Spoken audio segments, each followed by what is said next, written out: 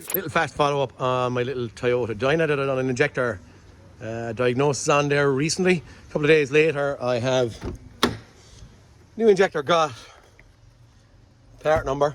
Wasn't really that available, but I got it through a diesel injector lad that couldn't repair it. He thought he could repair it, but he couldn't repair it. Anyway, neither here nor there. What are we starting like now at fitting in number 4 injector?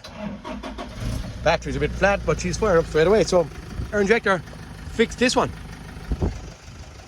Please like and subscribe, boys, if any hints and tips are any good to you. Talk to you on the next cartoon.